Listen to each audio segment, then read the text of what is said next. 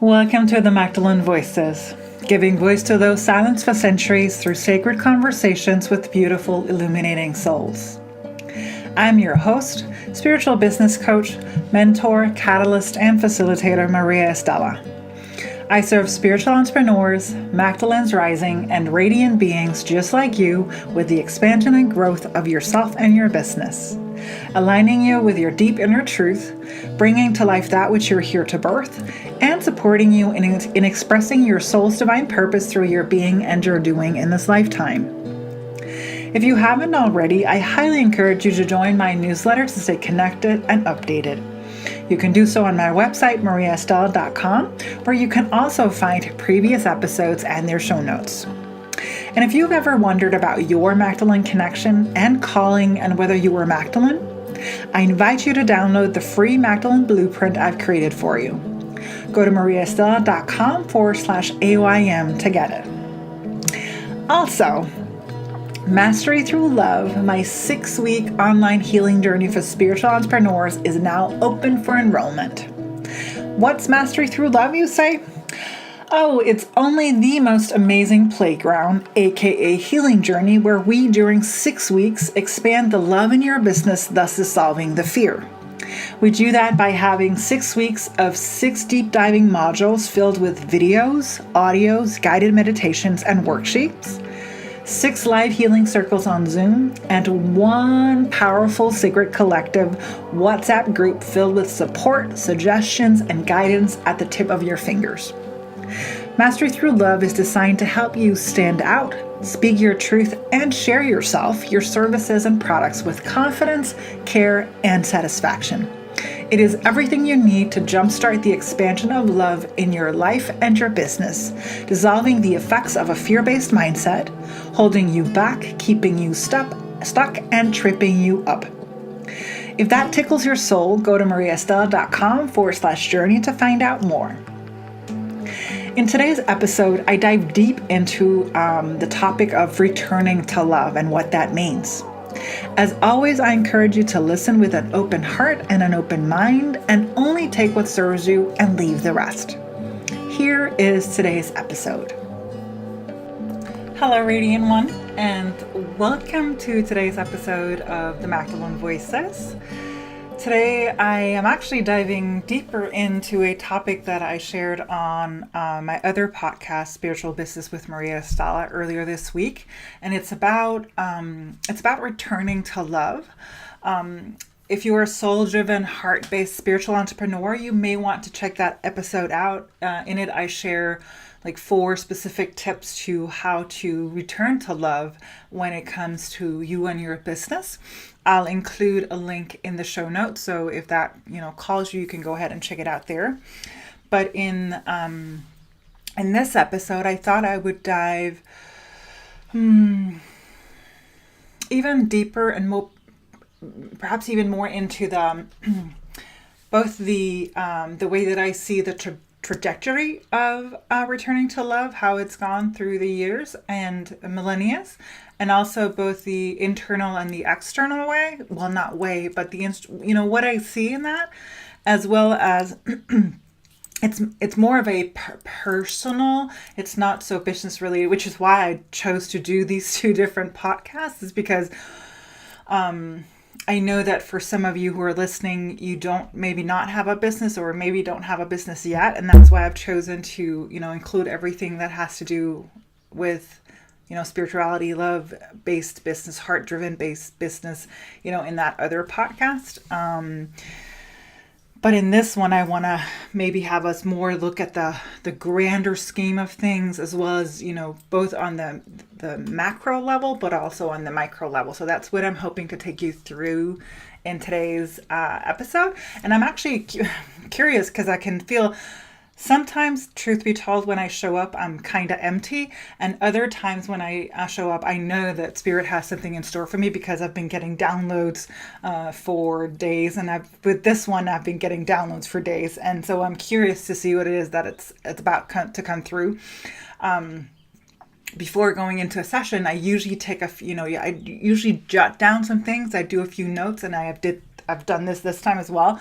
I'll share, I took a shot of my setup, so I'll share that in the show notes as well, because I put it on Instagram. So if you're not on Instagram, if you're not following me on Instagram, come join the party. But I'll share the link to that on Instagram. So returning to love. First of all, I want to say that I guess it's inherent in the phrase returning to love, that it's about returning to a place that you've never left. And it's about returning to what you have always been, always will be, and is at this very moment, whether or not you see it. For me, if you've heard me before, you'll know that for me, that was kind of triggering to hear in the beginning when people told me that, it was a place that I never left, and it was a place that I still was at, when I was feeling so desperate and hopeless and shameful and guilt and, all these things, and just frustrated, wanting to kind of break free. Then hearing that, I already am that which I seek, it was just like, just tell me how, because don't give me the quick fix. That's how I saw it in the beginning. And I'm sorry, I'm laughing, and I'm not laughing at you if that's where you're at. I am laughing at myself, because I know just how stubborn I was. I know how thick-headed I was. I know how thick-skulled I was. And just simply couldn't see what was right in front of me, and had always been right in front of me, or rather right inside of me. So if that's where you're at, know that you haven't been called to this episode. That that's just hopefully a sign that the veils are lifting for you. Your willingness to see is being strengthened, and you will see, because that is, to me, the first step is our willingness. And then the next step is taking the action and following the guidance that we actually receive. So I think I've made it clear that returning to love is basically returning to what you have always been, always will be, and what you are in this very moment. So it's not something that is outside of yourself. Because when we look at who we are in truth, of course, I see us as being love, but we're also energy, and everything in this universe is energy. You are made of the same material that made the stars. You're made of the same material that, made dirt and the earth and the sky, and yes, you are in a manifested dense form right now, being a human being, but you have the ability to bring in light and to lift yourself up, yourself and others up. And that really goes in with your willingness, like I said, and your decision and your willingness to take action and follow guidance in clearing yourself. Now, the way that I see what I call the trajectory of human evolution, and I'm not a professor, I'm not a historian, I'm not a PhD, whatever. I'm just me. And so, as always, take what serves you and leave the rest. Because this is just the way that I view the world. It is my truth, and my truth doesn't necessarily have to be your truth. So again, take what serves you and leave the rest. But the way that I view the human trajectory, or the trajectory of human evolution, it seems as though we were on a path of, and I say we, because very often when we talk, if you're spiritual and you're someone who, understands the concept or believes or knows about past lives and so forth, very often we're so willing to look at the quote unquote good past lifetimes, so that we're willing to look at us being persecuted, or burned on the stake for being a witch, or being a healer or shaman or a teacher. All of these quote unquote nice past lives we're willing to look at. However, I know for a fact, I want to say, or my truth is that I know that I've had lifetimes where that was not the case. And so in my healing journey and in my awakening, there's also part of releasing that and seeking forgiveness for that and understanding that that's also part of it. And I say this not just because of past lives, but also because of current lives.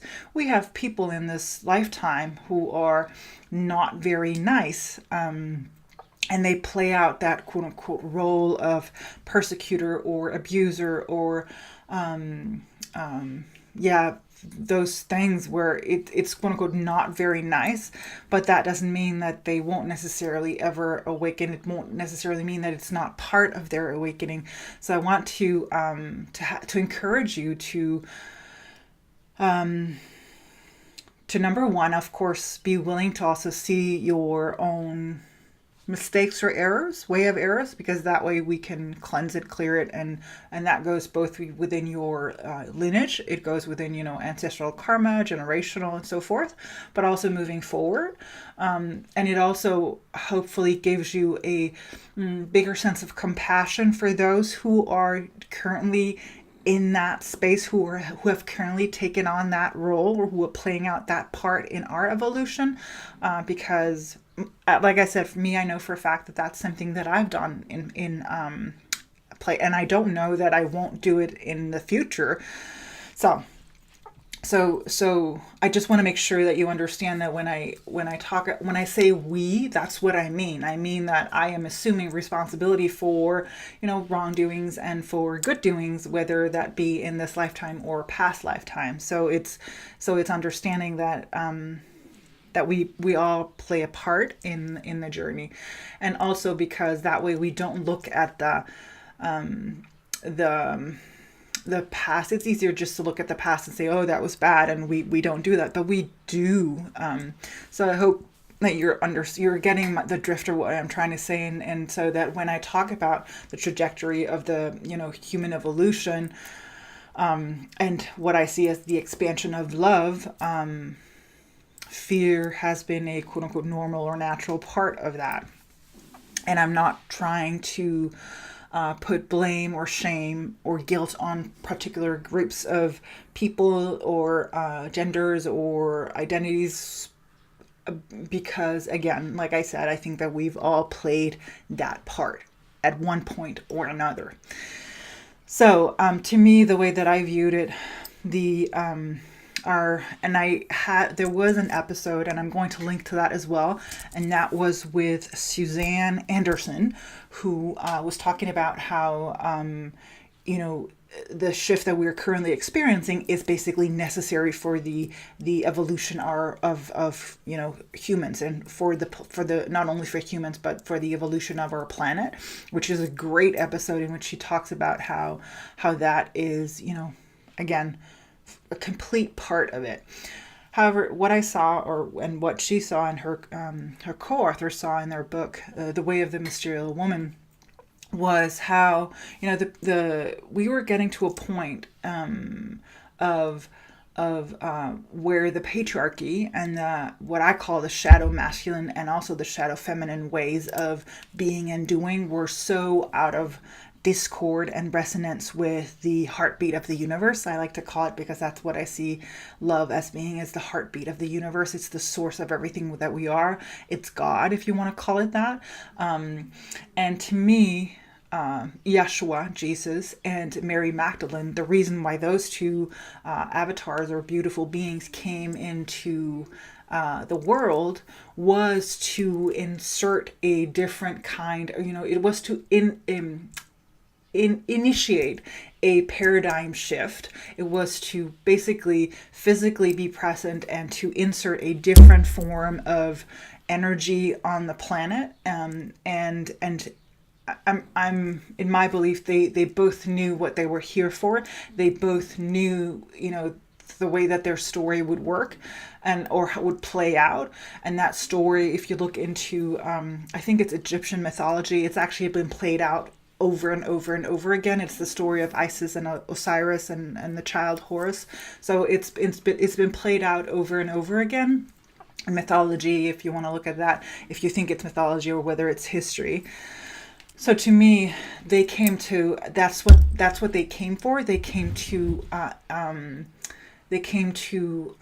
basically initiate the shift in our perception, shifting us from a fear-based perspective to a love-based perspective. And if you look at the way that it's gone over the past 2,000 years, there has been there's been loads of fear-based things that have happened, but it also seems that we are now at a place where we are willing to correct that and to correct it and to make sure that we include everybody. And especially because I know that I understand that, I was born in Denmark. I am white. I am about as privileged as they come. Access to free healthcare, access to free education. I understand my privilege, and or at least I try. And I also try to be open and investigative in my biases and my racial prejudices and so forth. But the way that I view the world now, the world seems to be in, I don't want to call it an upheaval because I actually think it's in healing. We are experiencing more and more people who won't accept injustices being done to people of another color, to people with a different sexuality, to people of a different gender or someone who doesn't identify with the gender that we have, to people who have a different religion. We are experiencing, I see, a healing where shit is being brought to the surface so that we can clear it, and actually and through that clearing comes the healing. And so so that's where I see that we are on a world perspective, or to me, I see the signs of love everywhere. And they don't necessarily look like love. They don't necessarily look like rainbows and butterflies and fluffy pink clouds and unicorns. I love unicorns, but it doesn't necessarily look like that. But underneath it is a deeper love, which encompasses everyone, and I don't want to say everything because it also involves the planet. There is a rise or an expansion of people going vegan. And I know for a fact that a lot of those people, the reason why they're going vegan is because they don't want to be part of the abuse, in the industrialization of animals. There is a difference between there's a difference between the way that we used to, kill and slaughter animals. There was a ritualistic, traditional way of doing it, and loads of indigenous cultures still do, and they still connect that with, that's love based. The animal is giving up its life for the nourishment of us, and there's a circle that continues there. But the industrialization that we see especially in the Western world, and in the non-indigenous cultures, is just, to me at least, batshit crazy, because we've taken some animals and made them into becoming our to feed us basically, and there's no love in that at all. So this is not a rant for you to go vegan or not. It's just to say that that's one area where my expansion in love or my returning to love has been very prevalent for me. It's been looking at how where is the love in what I nourish myself with. So looking at all the different stations, or different stations that the food goes through. Is your food deeply processed? Did those who made the food do it with love or not? And that's basically my my way of looking at things, or at least and that goes whether it's nourishment or whether it is buying a product or a service. I that's how I try to distinguish. And as I say, number one, it's not a call for you to go vegan at all. If that calls you, do it. If not, then maybe try and look at how is your food being treated, and nourish yourself with love-based foods. And also, the second thing was, in terms of what was that? In terms of vegan, not in terms of vegan, but yeah, looking at how you what you're nourishing yourself with, and if love has been part of that quote unquote journey. Now,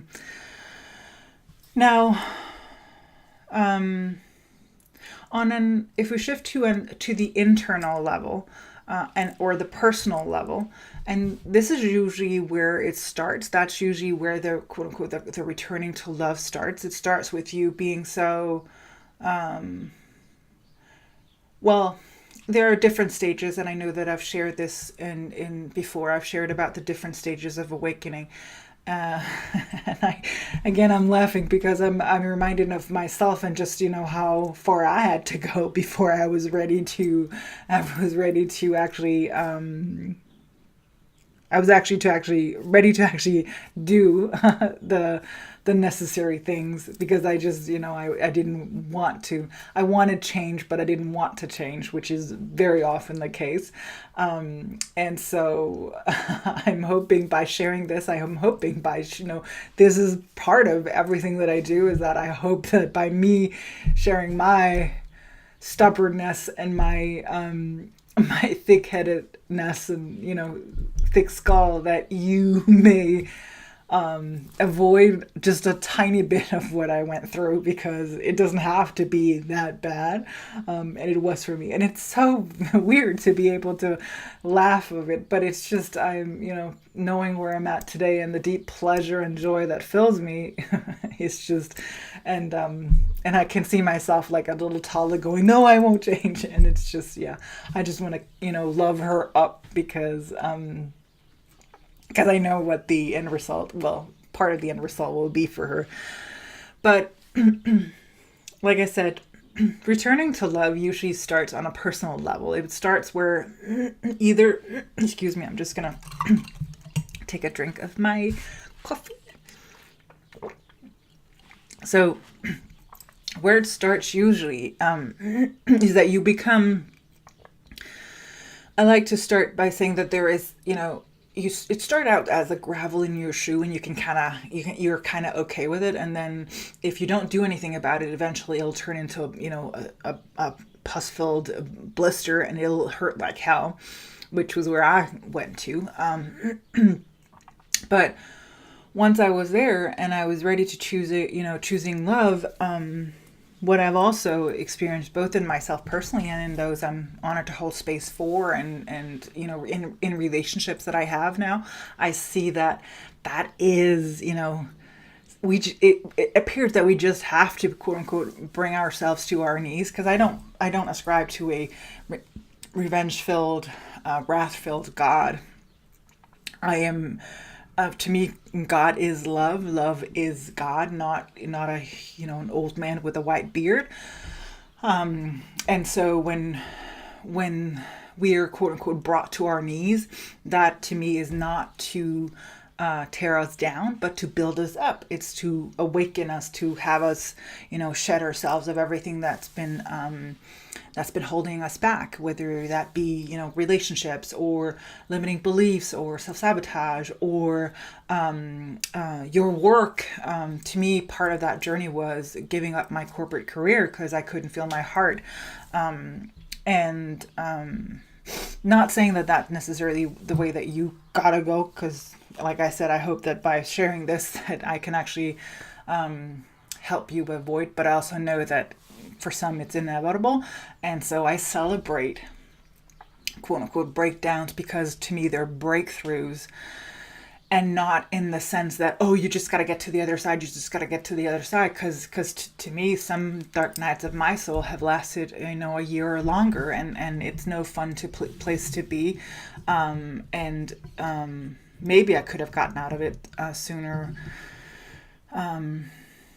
But I see it as, as continually expanding into love. And so we're always given the tools to take our next step. That's the way that I view the world. That's, to me, is what the loving universe is all about. You're not being tested. You're being strengthened at any given moment. And to me, that brings me, that empowers me, and that empowers those that I serve, that when you understand that.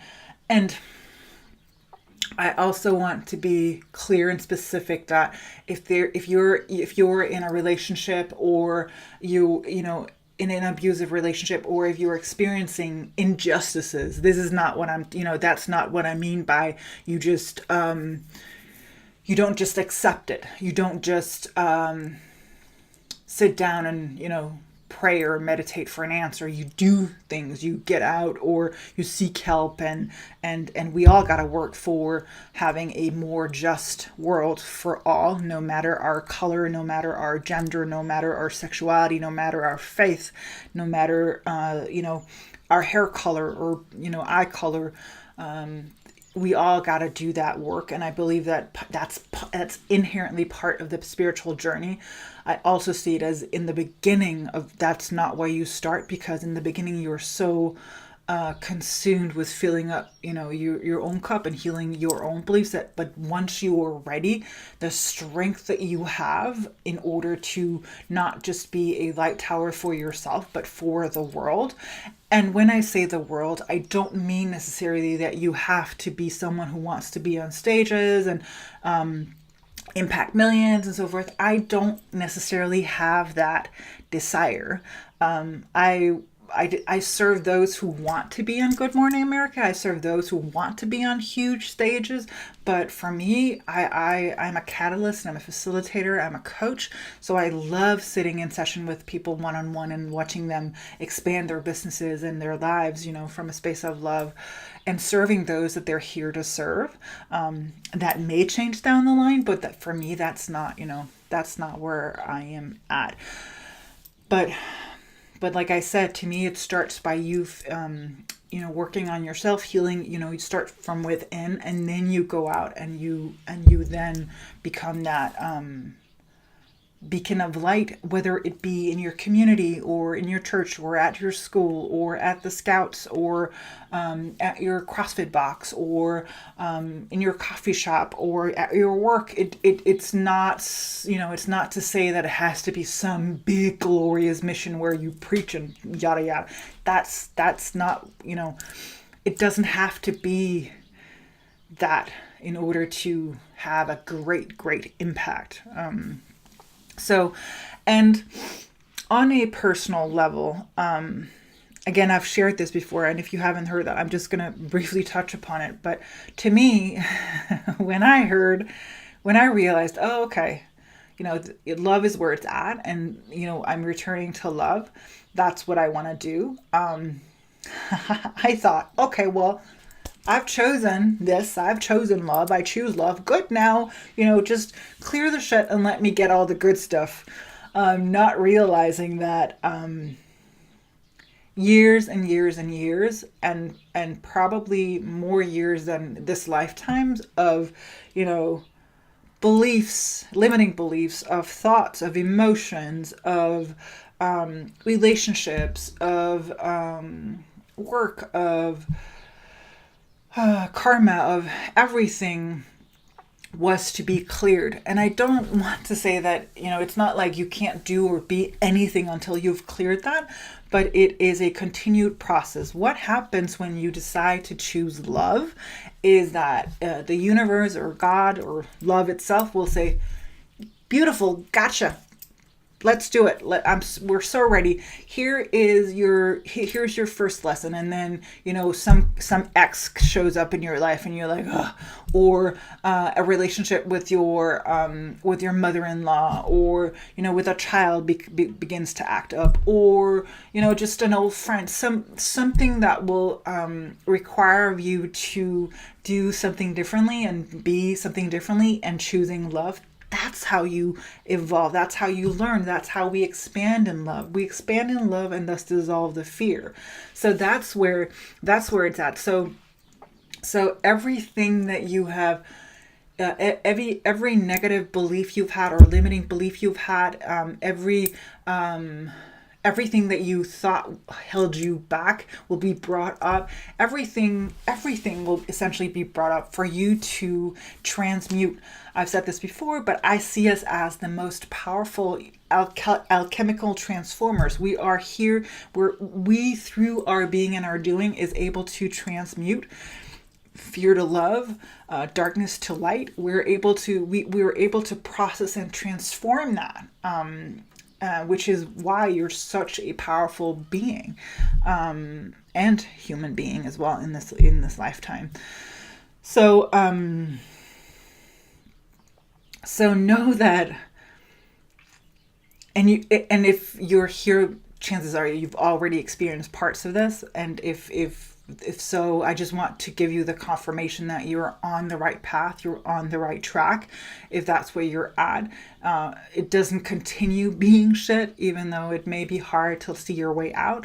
And also know that to me at least, choosing love is the way, and that's the one thing that I want to leave you with today. Is that if I think I've said this before, but you can set an alarm on your phone, and when it goes off, just say to yourself, I choose love. I choose love. But also be prepared for the changes that brings. Because when I did it, more than 10 years ago, probably 10, 11 years ago, I wasn't prepared for what would happen.